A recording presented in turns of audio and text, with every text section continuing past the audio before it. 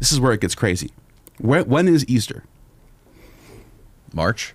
In March, April, springtime. Right. It depends on what's called the first full moon after the spring equinox. So it can happen in March. It can happen in April. Depends on whenever the first full moon happens after the spring equinox, which is March 22nd, I think. Okay. So after March 22nd, whenever the first full moon hits, it's the next Sunday. That's it. So you're already like, sounds like some pagan shit. They're basing it off the stars and the moon and stuff. Yeah. But we find out that in the ancient world, before Christianity was even existed, there was three big festivals actually. One of them is called the Adonia. The other one's called the Hilaria, and then there's another Hilaria for Osiris. So down in Egypt, they celebrate the Hilaria. It's always in March, April. Same with the one in Rome for Attis, always in March, April. And then the Adonia is always in March, April. And they're all of them are celebrating the death of a god, either Adonis, Attis, or Osiris. They're always weeping over a god and then rejoicing over his resurrection. And this one in particular, passed down to us from a guy named Arnobius of Sicca. He says that the Hilaria festival was a week long. It starts on March 15th, and it ends on March 20. It ends on the March. I think either March 15th or 22nd. Anyway, it's right at the spring equinox, right where Easter is. Same week as Easter. I think it ends on March 30th or something. And he says there's a day of burial where they take a pine tree that represents the god. They bury it. This is all before the 1st century. This is all 1st century BC, before Christianity. Okay. They take a pine tree and they bury it in the dirt, and then they mourn for 2 days. On the 3rd day, it's called the Day of Rejoicing. There's a day of blood, and that's the day where they castrate themselves, and the initiates would become priests of the Great Mother. So Attis dies from castration. The new priest, every year during this Easter festival, basically, it's called the Hilaria. It was called the Day of Blood. It was the day after the day of burial, where they would weep. They would get a new initiates. They would castrate themselves, and they become priests. They would wear women's clothing and everything. And on the 3rd day, it's called the Hilaria. Hilaria means rejoice in Latin. The 3rd day is the day of rejoicing, and they would rejoice of the resurrection of Attis. And this happens at the same week as Easter. Oh my God, dude! So the Easter tradition comes way before Christianity. Way before. Osiris, Attis, Adonis, Dionysus, they all have their own resurrection festivals, and they're always and three out of four of those are at the same week as Easter. Right, and they would bury a pine tree. They'd bury a pine tree, or no, a pine cone. Pine tree, yeah, pine tree. Pine tree, yes. And that was supposed to represent a sort of god or something. God Attis. The dead god Attis. It's called the Hilaria Festival. Look it up. It's even on Wikipedia. Can you look that up? The Hilaria Festival. Yeah. Oh yeah. This is all known stuff. By the way, Christian scholars fight this. They'll say it's a coincidence. You'll say, really? You say there's no way this doesn't influence Christianity. They say it doesn't. They fight this. They say there's no way this influences Christianity. That's what they say. Click on the Hilaria link. Yeah, I'm telling you, it's all Go in to the there. link. There you go. Hilaria. So if you want to read that for a second. The Hilaria, Latin for the cheerful one, a term derived from the borrowed adjective ancient Greek, or the borrowed adjective. March equinox, see? That's the Great Mother, Cybele. March equinox to honor Cybele. Now, if you go down, to, it's going to say like the days. If you keep going, I'll tell you when to stop. Festival structure. Oh yeah, this might be, here it is. Look. March 15th. Read.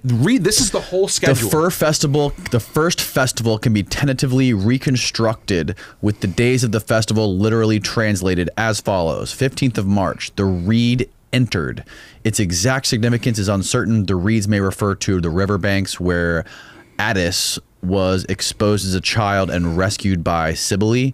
The 9-day period of abstinence from bread, like they do, like how they do right before Easter is Lent.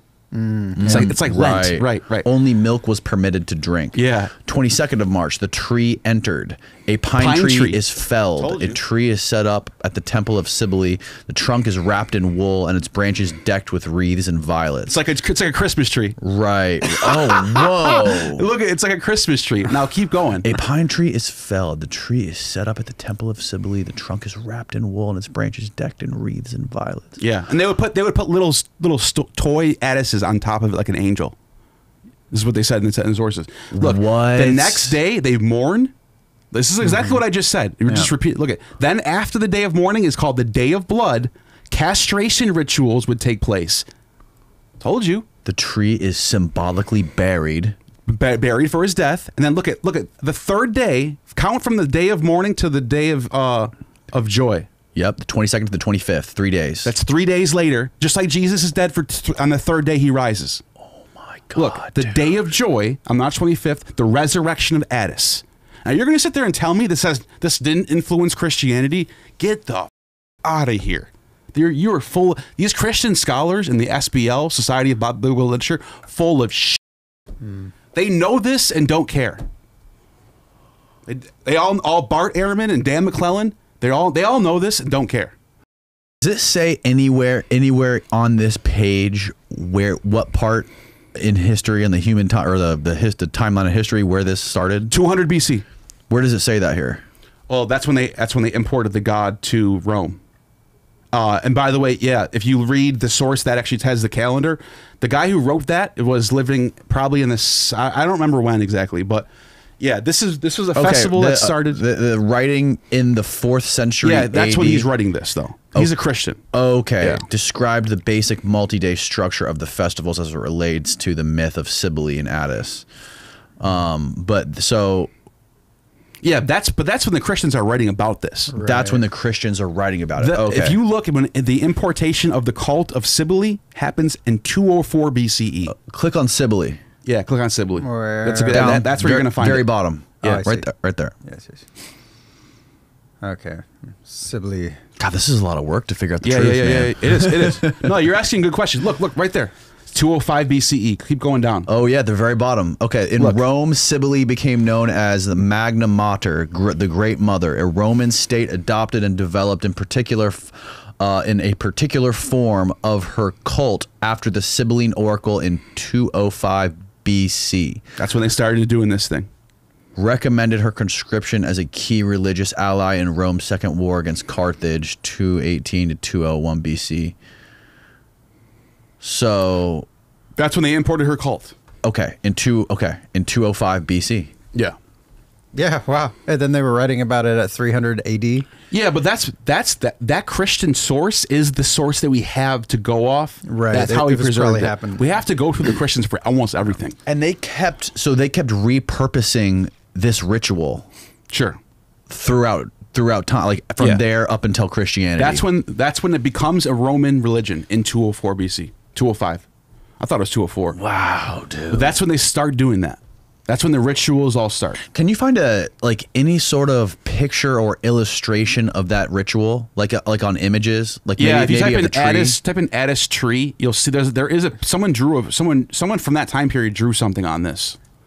Yeah, look on the right there. Yeah. But this was a Phrygian. This was a Phrygian religion before a Roman religion. And they're hanging. They're hanging things from this pine tree. Look, see, it looks like a little Christmas tree. By the way, the Phrygians go back to they're from Anatolia. That's an ancient rite that goes back to the Hittites. They worship the Great Mother in the Hittite period, Bronze Age.